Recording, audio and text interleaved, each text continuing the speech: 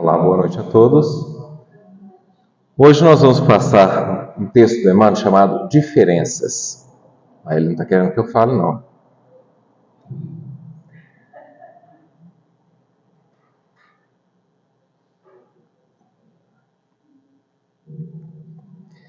Deixa eu abrir aqui o texto. E está na lição 63 do livro Fonte Viva. Vamos primeiro pegar o versículo que é lá de João, capítulo 13, versículo 35. Esse capítulo 13, João vai trabalhar aquela questão de Jesus junto com os discípulos, um pouco antes da sua prisão, onde Jesus lava os pés dos discípulos. E aí, o comentário que é no versículo 35 é: nisto todos conhecerão que sois meus discípulos, se vos amardes uns aos outros. É uma frase de Jesus que então está no capítulo 13, versículo 35, do Novo Testamento, da Boa Nova. A gente observa que o comentário de Jesus nesse versículo é que nós, para sermos conhecidos ou aceitos como discípulos de Jesus, nós temos que aprender a amar.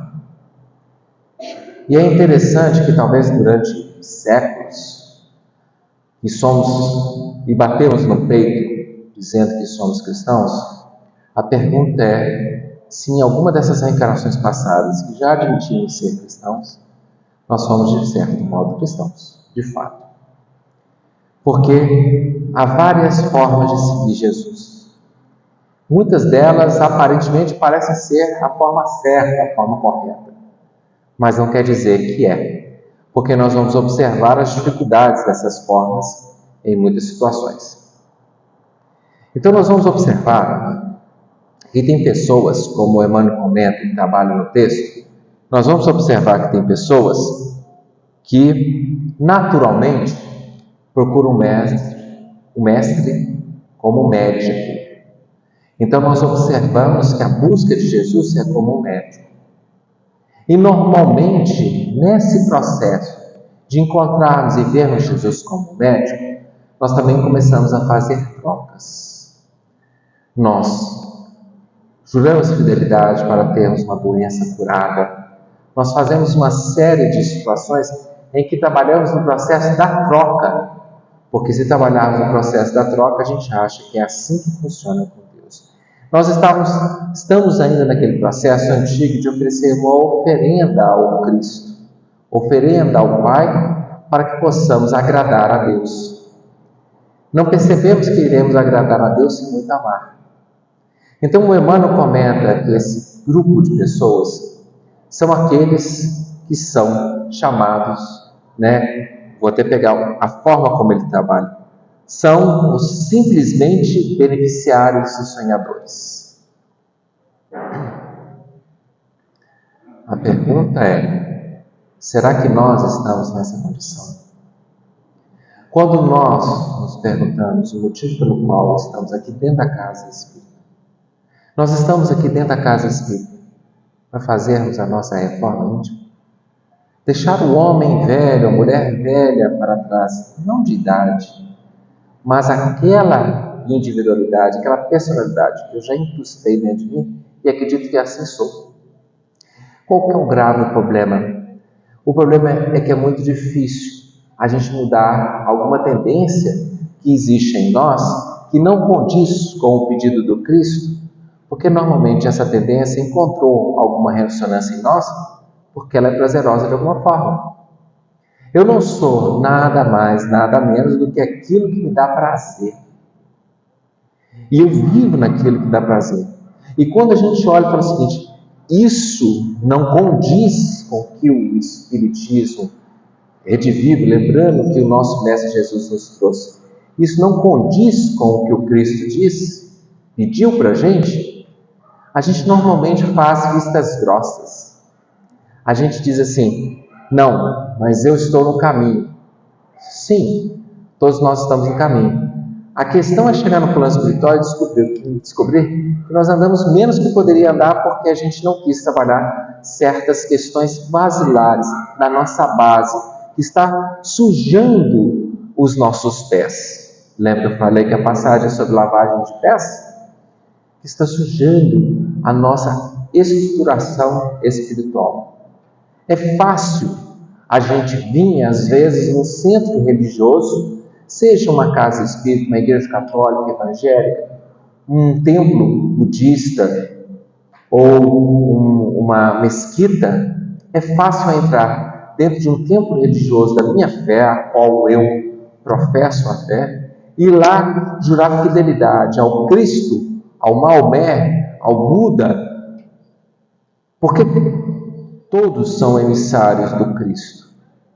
E o Cristo, veio mostrar que os nossos irmãos muçulmanos não estão destituídos de conhecimento. Na verdade, tem conhecimento, às vezes, até muito mais claro, que não foi deturpado ao longo dos anos. Nós temos, porque é uma religião 600 anos mais nova que a nossa, né? Nós temos o pessoal, os hindus, que mantêm na íntegra muitas coisas que estudam. Então, Jesus mandou como guia, como Cristo planetário, ele mandou grandes emissários para todas as regiões do mundo. Ele mandou para a China, nós temos aí 1,3 bilhões de chineses. Ele mandou Confúcio e Lao Tse para poder guiar aquele grupo. Mandou para a Índia, que agora está com 1,3, 1,4 bilhões de habitantes lá, né? Mandou para lá Krishna, né? Mandou antes disso, mandou os textos védicos. Para a Europa, mandou Sócrates, antes da chegada do Cristo. Para os hebreus, antes da chegada do Cristo, mandou Moisés.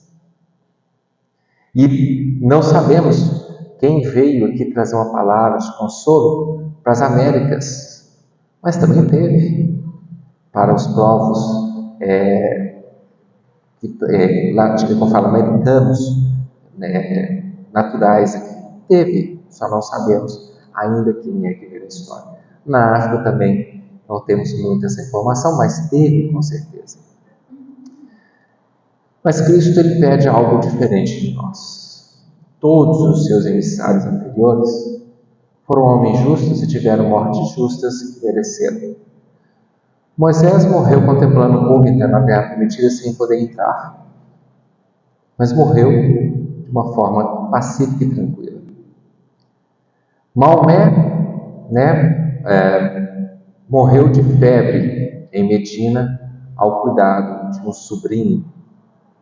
E lembraram que tem uma frase que está no livro Coragem, que Emmanuel afirma: não cai uma pedra de uma árvore que não seja pela vontade do Senhor, como nos afirma Jesus. Bom, eu procurei na Bíblia, e eu procurei aonde está essa frase: não cai uma pedra de uma árvore que não seja uma folha de uma árvore, não cai uma folha de uma árvore que não seja da vontade do Senhor. Procurei e descobri que isso está no Alcorão, que é o livro sagrado dos muçulmanos. Mas Emmanuel afirma no livro Coragem que essa frase é de Jesus. Então mostra que Maomé era um médium de Jesus. Então, estamos todos trabalhando na mesma causa, no bem, na construção do bem nesse mundo. Então, o que acontece? Maomé morreu de febre, Confúcio morreu de velhice ao cuidar de um neto. Nós temos que Siddhartha Gautama, que é o Buda, morreu meditando no jardim. Deve ter sido interessante, estava meditando a 1, a 2, passou para o lado de lá. Alguma coisa desse tipo, assim, se dobrou, quer dizer, desencarnou no processo de meditação. E aí o que acontece? Falei de todos? Falei, né? Falei do líder dos muçulmanos, do Islã, que é Maomé, do confucionismo, Confúcio. Krishna, não sei como que ele desencarnou. Mas, de qualquer forma, foram homens justos que, de forma justa, morreram, desencarnaram. Agora, Jesus, que era o justo dos justos, morreu como criminoso, cercado por ladrões, abandonado por todos que seguiam e diziam fidelidade. O próprio Pedro, negou Jesus 3 vezes. O outro o traiu. E os outros dos 12, né? Nós podemos dizer que um o negou, o outro o traiu. 9 fugiram, só um estava presente na crucificação, que era o discípulo amado, João, que inclusive é o que escreve esse texto que nós estamos falando. Então é um fato interessante. Há quanto tempo nós procuramos Jesus de forma errada? A gente às vezes procura aqui dentro da casa o próprio Cristo de forma errada. Porque às vezes a gente chega aqui e se sente completo, ou bem, ou que já estou fazendo tudo porque eu sou palestrante. Estou aqui falando para vocês, então eu estou bem na fita. Não. Primeiro, se eu não colocar em prática o que eu falo para vocês, eu já estou errado. E fato é o seguinte, é que a gente fala muito do que já está escrito. Agora, o que está escrito na vasta literatura espírita encontra ressonância no meu coração?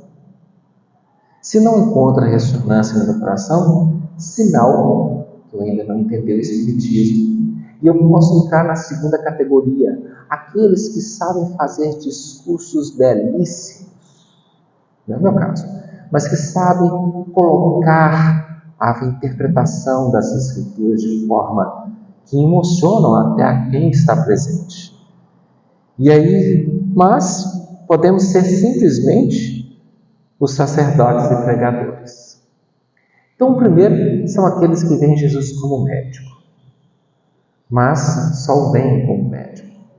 E assim não mudam a atitude íntima e fazem, às vezes, aquele processo de troca, ou se sentem gratos por um benefício que foram favorecidos. Os outros são os pregadores e consideram que estão bem, porque olha, eu estou no púlpito aqui, estou falando. Mas será que estou colocando em prática aquilo que estou falando para vocês? O ouvido mais próximo da minha boca é o meu. Será que o que eu falo está encontrando ressonância no meu coração? Mas isso é para vocês também, para todos nós. O que eu leio, o que eu ouço, o que eu vejo, está encontrando ressonância no meu coração? Se está encontrando ressonância no meu coração, eu estou aplicando isso em todos os dias, no meu trabalho, tentando agir da forma mais equilibrada e honesta possível.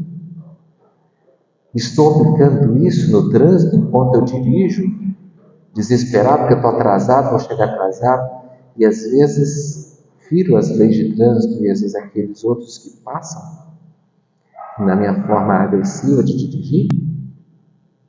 Será que estou seguindo Cristo também quando estou no meu lidar com outras pessoas, na padaria, no supermercado, na rua?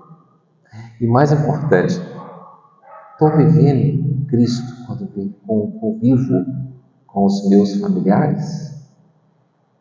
Porque quando a gente se torna cristão, a gente muda de atitude. Mas a gente tem que saber como essa visão está sendo vista pelos nossos parentes. Muitos de nós achamos que temos que mostrar que somos religiosos porque ficamos mais carrancudos, mais sérios, e às vezes perdemos até a nossa alegria de viver. E aqui que as outras pessoas até observam. Ou então fiquei mais rígido, e o erro do outro eu sou o primeiro a apontar. Errou! Será que os nossos parentes estão olhando o fato de a gente estar se tornando ser espírita como um caso positivo, dizendo qual a religião que o fulano entrou? Porque eu gostei tanto que eu quero seguir essa religião. Ou será que a gente está ouvindo a mesma coisa? Qual a religião agora que faz parte que Fabiano entrou? Ah, ele é espírita. É bom saber para fugir de longe de um centro espírita, porque se o Espiritismo fez isso com ele, não é uma coisa boa. Então, será que nós estamos fazendo a boa propaganda do Cristo? Será que nós estamos levando a boa palavra do Cristo? Será que os nossos familiares, uma vez eu fui numa reunião mediúnica, que eu frequentava lá em Belo Horizonte, e havia nessa reunião mediúnica uma médium participante.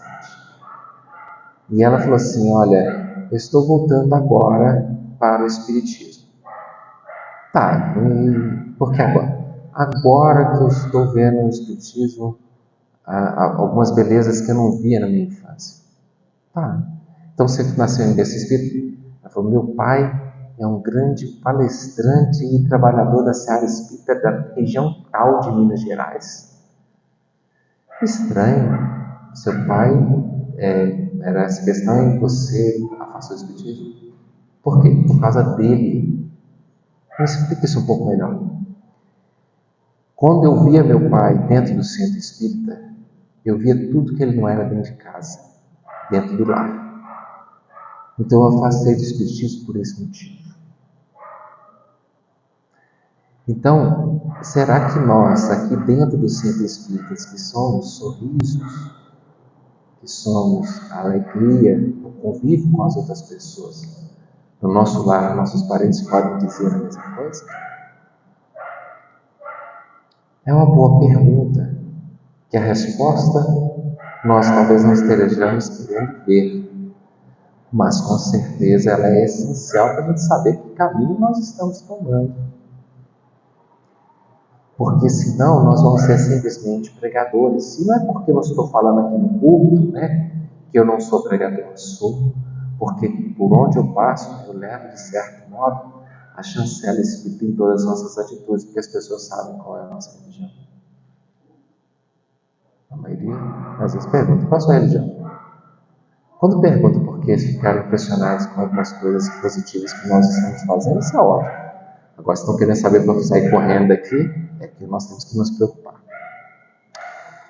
Então, nós temos os pregadores. Há pessoas também que acham que porque escrever um belíssimo livro, com palavras belas, muitas vezes intuído por espíritos superiores, estamos resolvidos. Isso às vezes acontece com os médiuns. Primeiro eu falei dos pregadores, Falei dos pregadores e depois eu falei, agora vou falar dos médiuns, que muitas vezes são eles que psicografam o livro. Às vezes faz um livro, gente, que muda o rumo até do espiritismo, com um livro de tanta repercussão positiva que ele é, de tantos traços belíssimos que ele traz. Você consegue colocar, não só porque ele pode ser psicografado ou não, mas às vezes ele é um livro de sua própria autoria, conforme você viu, e você escreve e coloca o texto muito bem escrito. Você tem facilidade na forma de expressar. A sua didática na escrita é espetacular. Mas se você não vivencia o que você escreve, se você não vivencia as mensagens que você dá, mediúnicas, lembrar que quando o médium usa o espírito usa um médium para falar, a mensagem, em primeiro lugar, vieram para os médiuns, para o médium que trouxe a mensagem, os médiuns que estavam na reunião mediúnica, para depois servir para uma sociedade. E não tem muita preocupação, muito medo não. O Chico Xavier, ele levou vários anos para lançar o seu primeiro livro. Diz que ele tinha, desde que ele começou a psicografar, ele começou a fazer uma prateleira onde ele mesmo encadernava seus livros. Ele achava, ele queria essa questão de poder escrever livros. Inclusive, na primeira reunião de que ele participou, a médica falou assim: eu vejo um monte de livros rodando na sua cabeça. Ela estava visualizando o futuro. E quando o Chico perguntou para o irmão quando que ia começar a escrever livro, ele falou assim: quando você conseguir manter a paz, o equilíbrio dentro do seu lar. Então você vê como que era importante. Não que ele ficasse nervoso, não podemos falar conhecendo o Chico, que ele fizesse assim, mas talvez ele ainda não conseguia manter a paz íntima naquilo que externamente estava transparecendo. Mas ele conseguiu tanto que a gente vê a maravilha de 400 e tantos livros que ele psicografou. Bom, e aí o que acontece? Esse fenômeno de ter escrito livro começou inicialmente a psicografar e fazer os seus livrinhos e colocava numa prateleira que ele mesmo psicografava, tecia os livros, datilografava, colocava os livros, fazendo a prateleira aqueles livros belíssimos. Ele, por exemplo, as folhas que ele psicografava, ele apagava por causa da falta de papel, ele psicografava, apagava para repsicografar em cima daquelas folhas.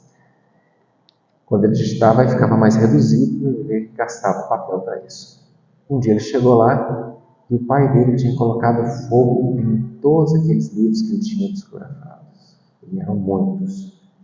E aí ele chega para o Emmanuel e fala assim: Emmanuel, meu pai colocou fogo naqueles livros todos que a gente psicografou. Aí o Emmanuel virou e falou assim: não tem problema. Aquilo tudo era treino da sua psicografia. E eu acho que o obsessor do pai, essa é a opinião minha, tá, gente? Eu acho que o obsessor do pai, que fez o pai pôr fogo naquele livro, que o pessoal na rua falava que aquilo era coisa do demônio, deve ter sido o próprio Emmanuel. Põe fogo nesse negócio aí, esse negócio. Por quê? Senão, gente, esses livros que ainda precisavam de acuracidade mediúnica, médium de Chico Xavier, hoje estariam sendo lançados aí, e talvez com informações errôneas. Então, melhor que virou cinzas mesmo, porque o que era essencial foi reescrito, não tenha dúvida. E o que estava deturpado foi apagado através de uma bela fogueira, que infelizmente a gente dá até dor no coração só de pensar.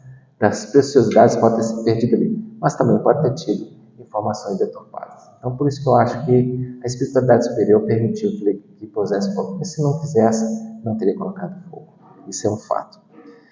Então, esses que simplesmente ficam nas questões de achar que as comunicações mediúnicas que soltam, achar que as questões que falam já está de bom tamanho, são simplesmente escritores e intelectuais. Todos guardam recursos e méritos especializados.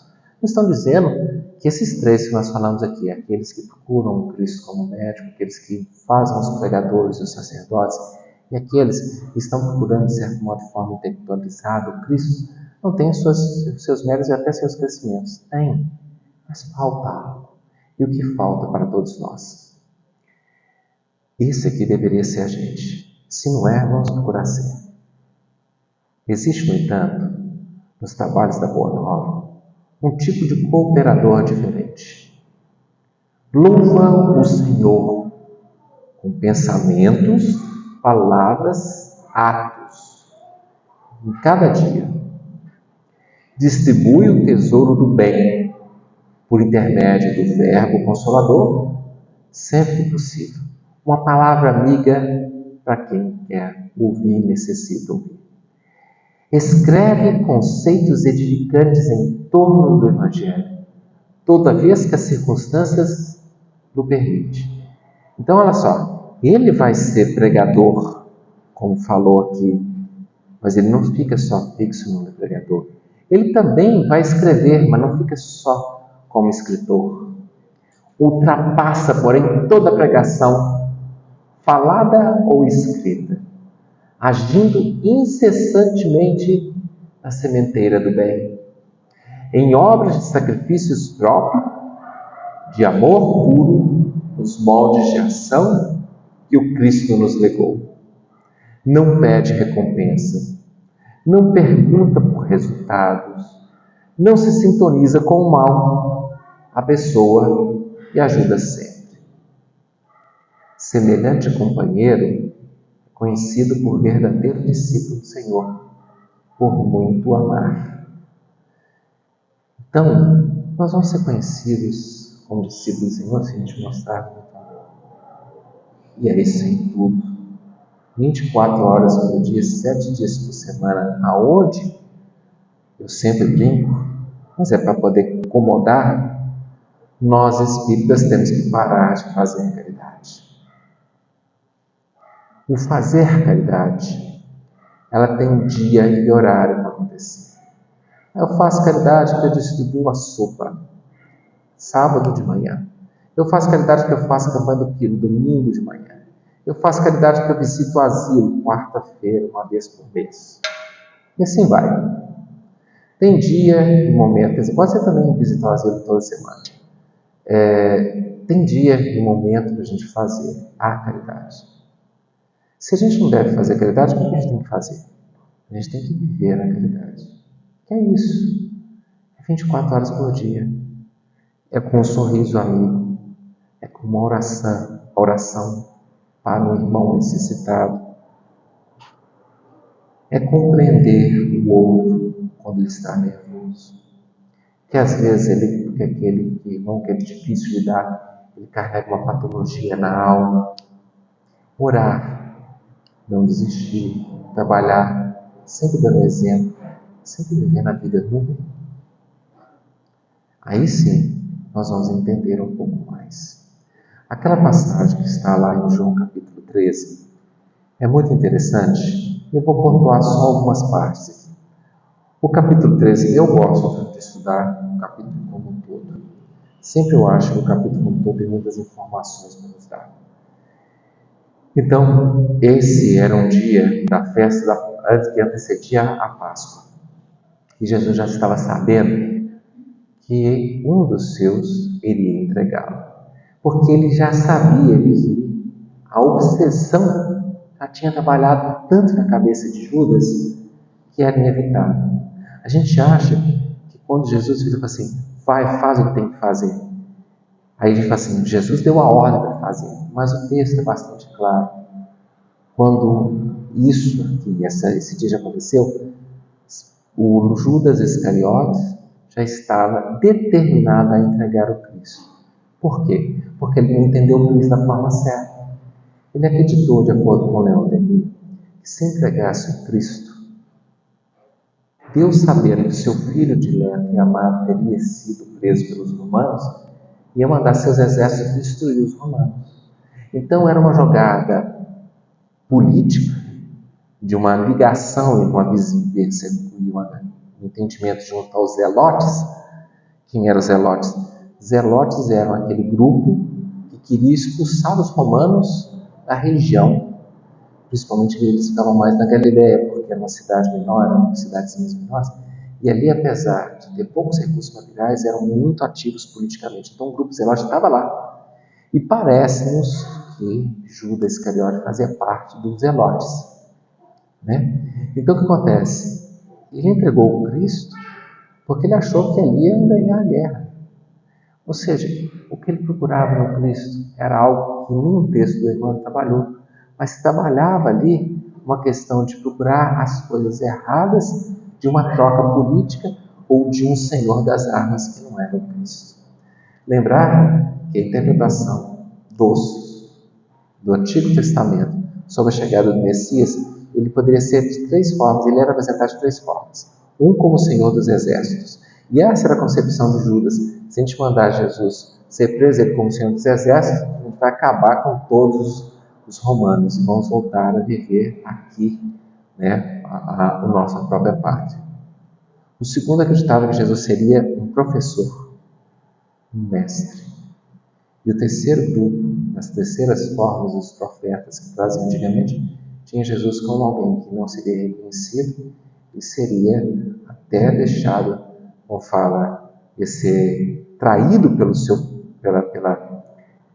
aqueles que ele confiava e ia ser rejeitado e tratado como um verdadeiro qualquer. Na verdade, alguém que seria até pior do que qualquer, um criminoso pela sociedade.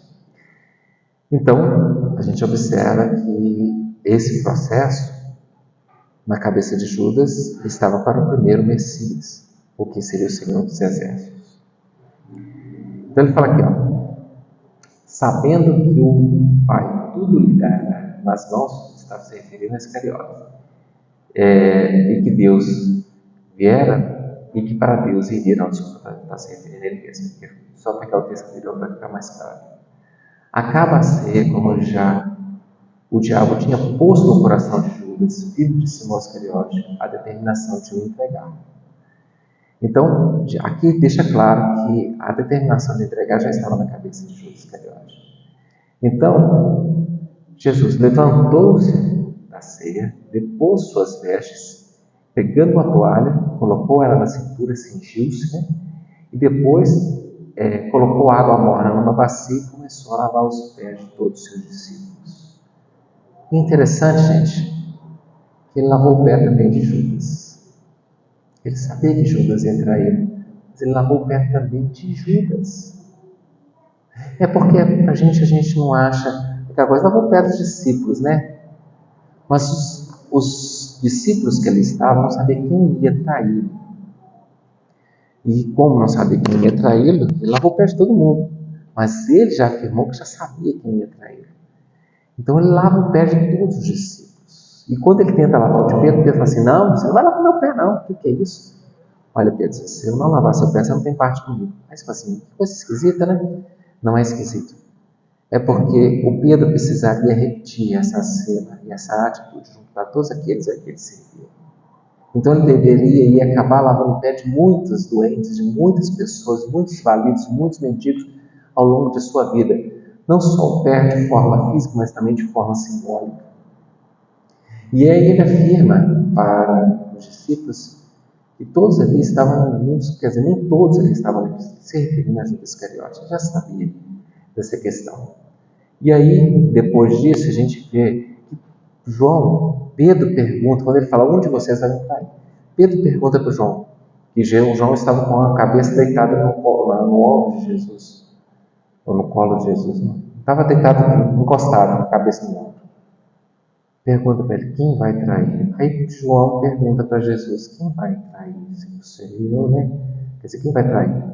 Aí ele fala assim, aquele que eu vou entregar o pão, que foi molhado, ele entrega o pão. Essa passagem está no Salmo 41, livro 1 de Salmos 41, versículo 9, mostrando que aquele que comeu o pão com o Messias iria trair. Então, não é à toa que Jesus vai lá e dá um pão, né? E aí a gente observa, o que come o pão comigo levantará contra mim o seu calcanhar. Então esse aqui é um salmo, Jesus estava cantando um salmo ali naquele momento, né? Então por isso talvez muitos ali não tivessem entendido, porque ele está cantando um salmo, não faz muito sentido. E aí, né, Jesus, depois disso, a gente observa ele falando a questão que a gente deve trabalhar o amor dentro da gente, para a gente entender um pouco mais o Cristo. E aí, no finalzinho, depois que Judas já saiu, né, a gente vê a passagem do versículo anterior e do atual que nós estamos falando para a gente finalizar, dizendo o seguinte: dou-vos um novo mandamento, amai-vos uns aos outros, assim como eu vos amei. Amai-vos também mutuamente. Nisto conhecerão todos que sois meus discípulos, se vos amardes uns aos outros. Então, se a gente quer ser discípulo do Cristo, se a gente quer ser cristão, mesmo que em reencarnações passadas fomos cristãos, aprendamos a ser cristãos da forma certa, que é amando o próximo, como Cristo nos amou, servindo, doando-se, preocupado realmente em ser irmão daqueles necessitados. Nós não vamos conseguir abraçar a todos, mas os poucos que a gente abraça já vai amolecendo nosso coração para cada vez a gente poder atender e ajudar a mais pessoas. E aí, para finalizar, a gente pode dizer, né, que quando Jesus fala que vai acontecer o problema da traição, ele fala assim: Senhor, eu nunca vou largar, não sou capaz de morrer por você, pelo Senhor. Assim, Pedro, hoje mesmo, quer dizer, você ainda, antes do galo cantar, você ainda vai me trair 3 vezes, irá me negar 3 vezes, desculpa. O galo cantou. E o Pedro acordou por uma nova realidade. Naquele momento ele entendeu. A gente observa ali o Pedro nessa passagem, pensando, não está entendendo ainda a proposta de Cristo. Mas quando o galo cantou a 3ª vez, despertou no Pedro uma informação que fez com que ele pudesse, com certeza, sair daquela situação de meio oscilando, que às vezes corta a orelha do guarda do sinédrio, que ora consegue falar, ele é o Senhor, o Senhor é o Senhor, né? Depois fala o seguinte, né, que Jesus fala, não vou deixar o Senhor acontecer, isso não parte de mim, Satanás. O Pedro oscilava muito, mas com o cantar do galo, a gente observa que o Pedro para de oscilar. A pergunta para nós, para a gente finalizar, é: o canto do galo já aconteceu em nossos sentidos? Nós já sentimos esse cantar do galo? Será que nós precisamos que o galo cante no nosso coração para que a gente mude totalmente e sigamos o Cristo da forma correta? Essa é uma pergunta que nós vamos deixar para todos nós aí, para podermos sentir e entender o Cristo de uma forma correta, onde nós vamos ser vencidos por muitos nos amarmos. Que a paz do Senhor possa estar com todos nós e que possamos ter uma ótima semana.